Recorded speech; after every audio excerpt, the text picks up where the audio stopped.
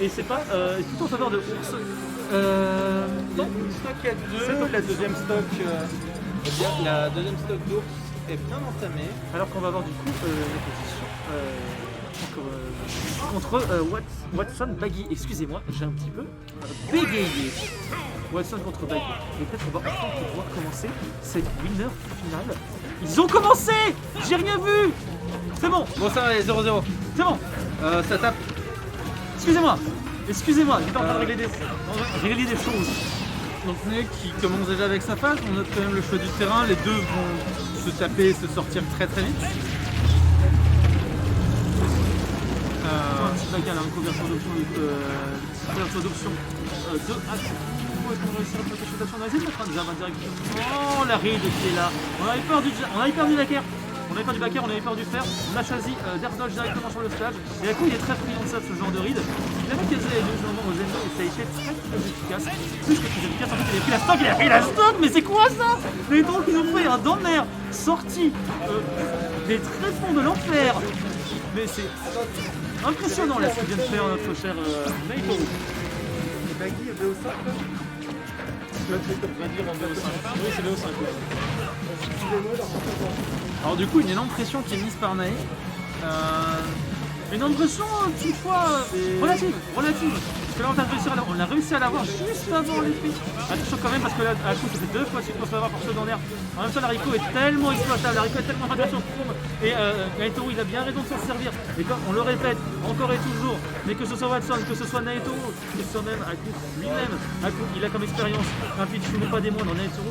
Et Naitoru il a comme expérience de courbe à la fois Aku et à la fois Tony Claco. Donc c'est dire si les deux connaissent le match-up.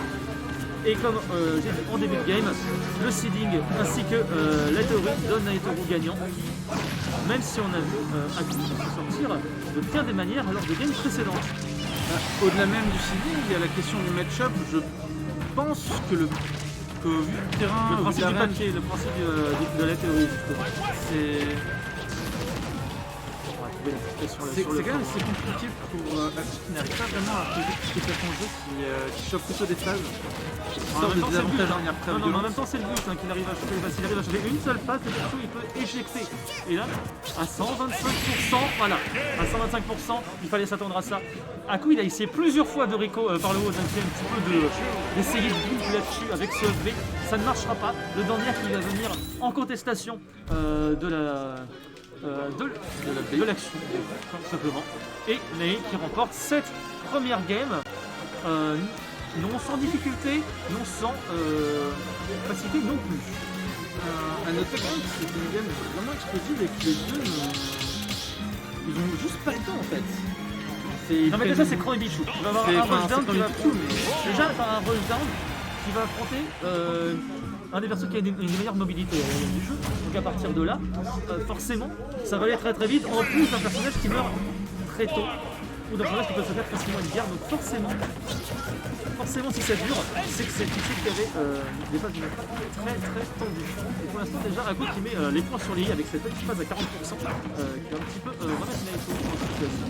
A des désavantages un petit peu terribles. Peut-être que l'action entre une réponse. On va trouver une réponse là-dessus dans le mix-up. On n'a pas réussi à le strike malheureusement, mais ça permet pas de rattraper le push qu'on a accusé de retard. À chaque fois la lecture de jeu du côté de Naito, la lecture de rôle surtout qui lui permet de poursuivre avec cette dash attaque. On a essayé de claquer le petit counter, ça passe pas malheureusement aussi. On a essayé aussi la lecture de rôle côté Aku.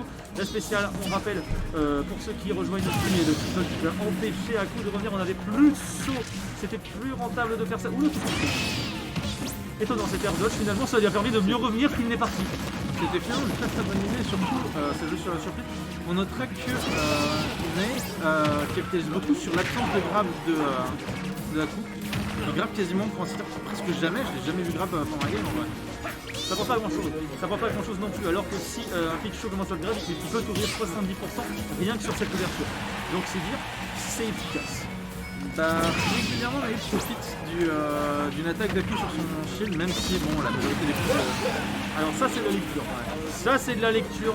On a eu peur d'une suite de la paire. Peut-être d'un Thunder, je ne sais pas trop. En tout cas, on a eu peur d'une option aérienne bien précise.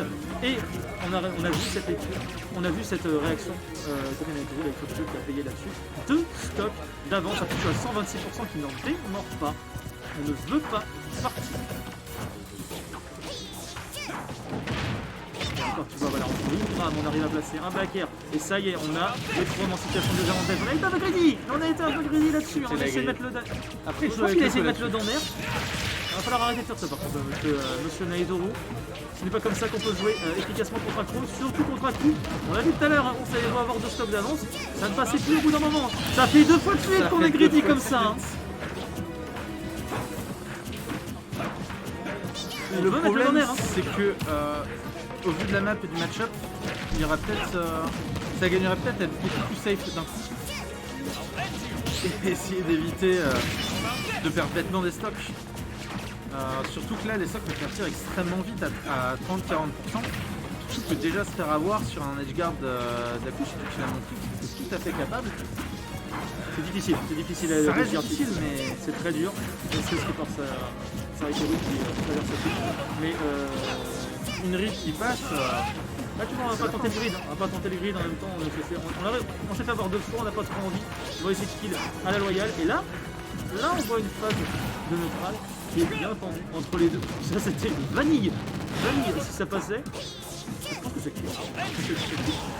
3 fois de suite, pardon, ça a failli se terminer là-dessus pour Naitoru, alors qu'il avait complètement l'avance, le backer le smash qui est un petit peu wifi, qui passe dans le backer, et encore une fois ce TikTok qui va conclure cette stock, et Aku qui a du mal, Aku qui a du mal à lutter avec cette problématique, il pose pas mal de problèmes. Bah, c'est l'un des plus gros problèmes du coup de Chrome, c'est cette recovery très exploitable.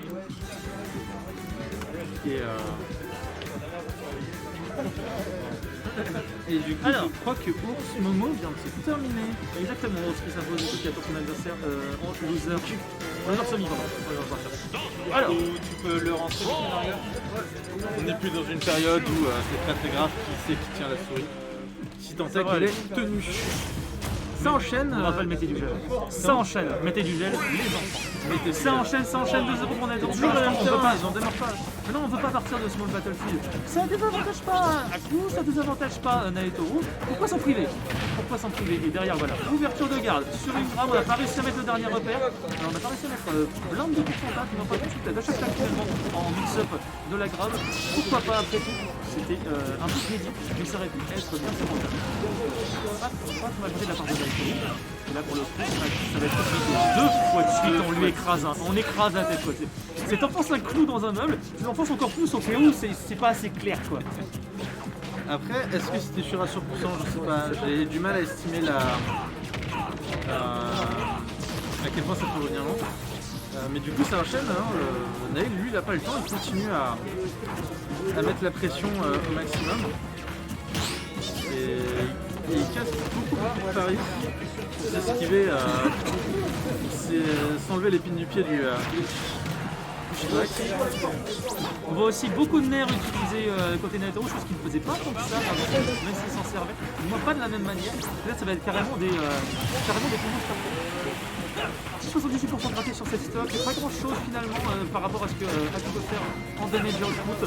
Avoir quand même comment on va réussir à sortir de cette phase qui semble bien compliquée.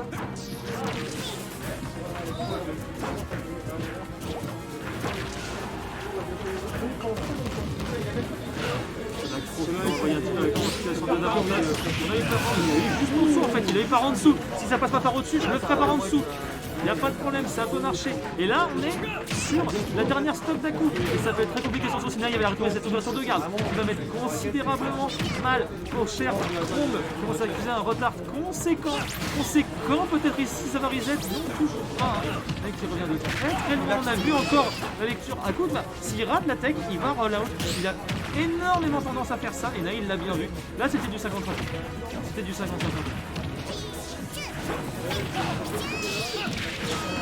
Belle direct du côté pour éviter de commencer à faire Thunder qui aurait pu tout simplement le bagarre qui va prendre la dernière stop. la deuxième stop, pardon, de Naito. Du coup, à voir si Naïf fait une imprudence en disant qu'il a trop l'avantage au vu des pourcents. Tant qu'il fait pas d'imprudence, ouais. C'est fini, il attendait ça. Encore une fois. En fait, les les 3 deux- games se terminent là-dessus. Hein. Oui, c'est ça. C'est exactement ça. En fait, il a essayé de mixer. Les deux ont essayé de mix-up au même moment. Ako essaie de mix-up son recovery. Naya essaie de mix-up son edge guard. C'était pas ordinaire, c'était un t-shirt. De l'autre côté, on a voulu Rico au plus low possible.